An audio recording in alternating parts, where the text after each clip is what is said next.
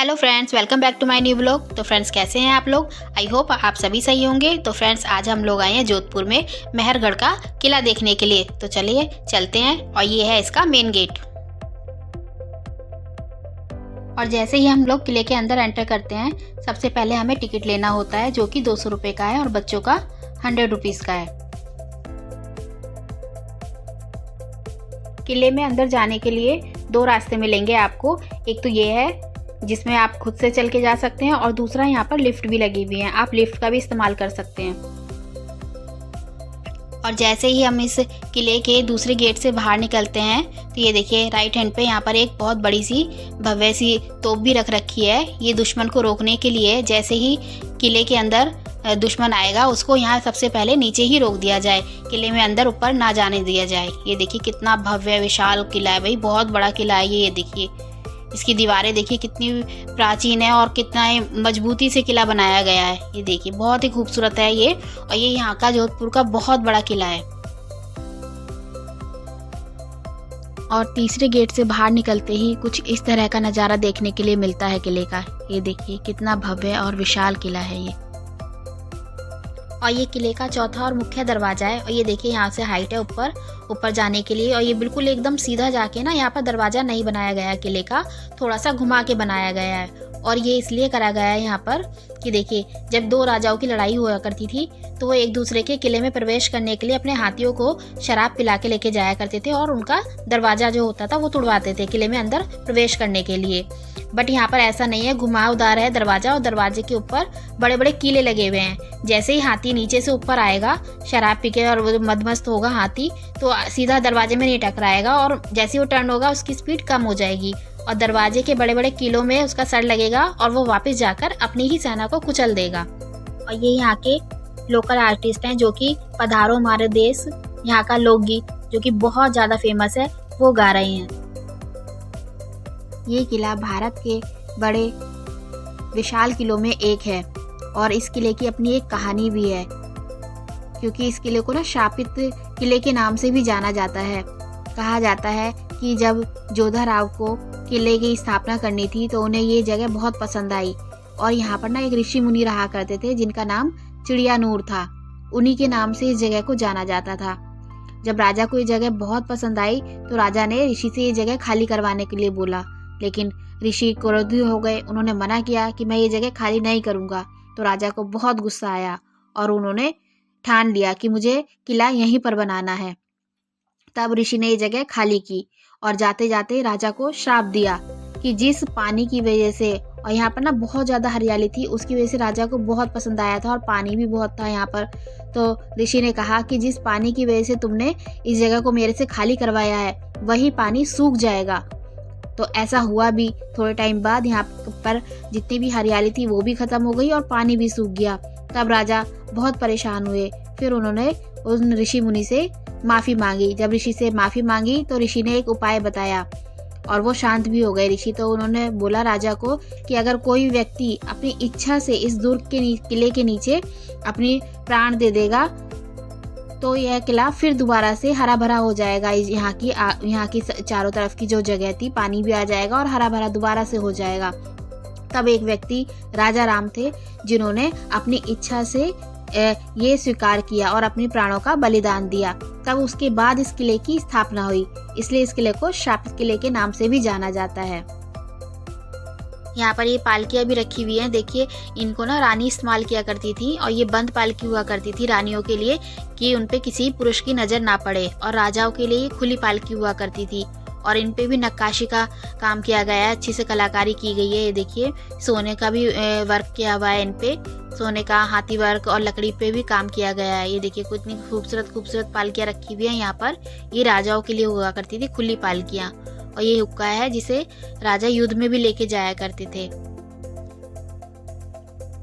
और ये देखिए यहाँ पर पूरे महल में झरोके बनाए गए हैं रानियों के लिए, जिससे कि रानियां यहाँ पर होने वाले कार्यक्रम को देख सकें। और ये है महापालकी, जिसे राजा कभी कभी इस्तेमाल किया करते थे। ये पूरी सोने से बनी हुई है। ये देखिए कितना खूबसूरती से महल को बनाया गया है, और ये महल में ना पूरे बलुआ पत्थर का इस्तेमाल किया गया है। और ये तोरण है, जब किसी लड़की और लड़के की शादी हुआ करती है तो लड़की के घर के बाहर ये तोरण लगाई जाती थी। जब राजा महाराजा आते थे तो इसे अपनी तलवार से छुआ करते थे। और यहाँ पर आपको देखिए तलवारें रखी हुई मिल जाएंगी शस्त्रागृह में। ये देखिए कितनी सारी तलवार हैं, ढाल हैं, विभिन्न प्रकार के आपको यहाँ पर औजार देखने के लिए मिल जाएंगे। और ये सबसे बड़ी पालकी है यहाँ की। ये देखिए ये हाथी दांत से हुए काम भी यहाँ पर आपको मिल जाएंगे। और ये हुक्के हैं जिसमें राजा अफीम भर के युद्ध में लेके जाया करते थे। ये पोशाकें मिल जाएंगी आपको, इन पे भी बहुत नक्काशी का काम हुआ हुआ है। ये देखिए यहाँ पर आपको विभिन्न प्रकार की चीजें मिल जाएंगी। ये देखिए सुराहियां हैं ये, जो कि जल और मदिरा के लिए इस्तेमाल होती थी उस वक्त पर। ये देखिए हाथी दांत का काम हुआ हुआ है, हाथी दांत के काम से ये सब चीजें बनाई गई हैं। बहुत ही सुंदर से इनकी नक्काशी की गई है। ये महल वगैरह भी बनाया गया है हाथी के दांत से। और ये ताला है जिसमें 4 चाबियां लगती हैं। ये परसी, भाला यहाँ उस टाइम के औजार हैं। यहाँ पर अलग अलग काल के सिक्के भी रखे गए हैं, जिसमें मारवाड़ के सिक्के, मुगल काल के सिक्के भी मिल जाएंगे यहाँ पर आपको। ये देखिए ये सब सिक्के लगे हुए हैं यहाँ पर। और यहाँ पर अंग्रेजी मुद्रा भी लगाई गई है। और ये है यहाँ की देवी माता का मंदिर, जिसमें यहाँ की रानियां पूजा किया करती थी। और ये उस वक्त के नेचुरल कलर हैं जिन्हें प्राकृतिक चीज़ों से बनाया जाता था। और ये देखिए यहाँ पर बहुत सुंदर सुंदर पेंटिंग लगी हुई हैं, जिन्हें राइस पेपर पे बनाया गया है। और इनकी खासियत ये है कि ये पेपर कभी खराब नहीं होता। ये देखिए कितनी सुंदर सुंदर पेंटिंग्स हैं। और इन पेंटिंग में ना सोने और चांदी का काम भी किया गया है। ये चारों तरफ यहाँ पर पेंटिंग लगी हुई है, बहुत ही खूबसूरत हैं। और इन पेंटिंग्स में राजाओं का इतिहास भी दर्शाया गया है। जोधपुर का पूरा इतिहास इन पेंटिंग में है। और अब हम चलते हैं किले के ऊपरी भाग में।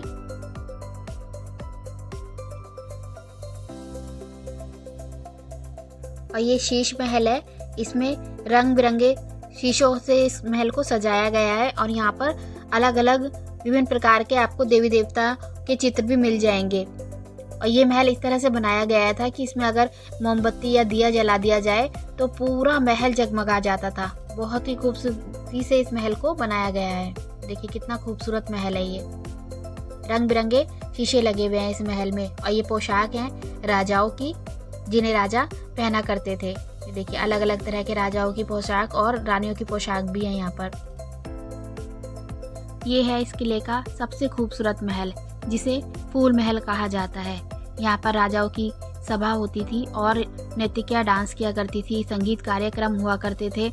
और इस महल को ना जगह जगह इस महल में सोने का काम किया गया है, दीवारों पर सोना लगाया गया है। और ये देखिए छत पर 29 किलो सोना लगाया गया है छत पर। ये पूरा सोने से बनी हुई है छत, कितना खूबसूरत है ये। और जगह जगह पर इसमें आपको बेल्जियम से ग्लास मंगा के लगाए गए थे, वो लगे हुए हैं यहाँ पर। बहुत खूबसूरत महल है इस किले का ये सबसे ज़्यादा। ये है किले का ऊपरी भाग, जहाँ से आपको पूरा जोधपुर का नज़ारा देखने के लिए मिलेगा। और जगह जगह पर आपको ये तोपें दिखाई दे जाएंगी छत पर रखी हुई किले की। और देखिए कितनी सुंदर दीवारें बनी हुई हैं, जिनमें झरोके हैं, रानियों के लिए बनाए गए हैं ये झरोके। और ये किले के ऊपरी भाग में ही शस्त्रागार बनाया गया है, जहाँ पर आपको ये देखिए यहाँ पर आपको मिल जाएंगे बहुत सारे शस्त्र रखे हुए। ये देखिए बहुत भारी बंदूक हैं, ये उठाने के लिए भी 3 लोग चाहिए होते थे। और ये तलवारें हैं, तलवार, भाले, जो भी उस टाइम पे शस्त्र यूज हुआ करते थे वो सब यहाँ पर रखे हुए हैं। और मिलेगा यहाँ का खूबसूरत नज़ारा जोधपुर का। ये है झांकी महल, यहाँ पर आपको तरह तरह के पालने मिल जाएंगे। जब भी शाही परिवार में किसी बच्चे का जन्म हुआ करता था तो उसके लिए एक नया पालना बनाया जाता था।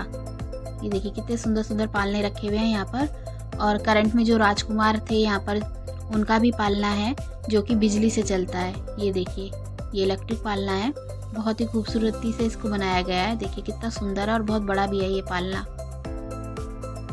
और ये छोटे छोटे आले बने हुए हैं, इनमें भगवानों के चित्र वगैरह भी लगे हुए हैं, जिनमें रानियां पूजा वगैरह करती थी। और ये देखिए कितना खूबसूरत महल है। और इसमें ये हवा आने के लिए जालियाँ बनी हुई हैं, छोटी छोटी जालियाँ, और रानियों को देखने के लिए जो कार्यक्रम यहाँ पर हुआ करता था।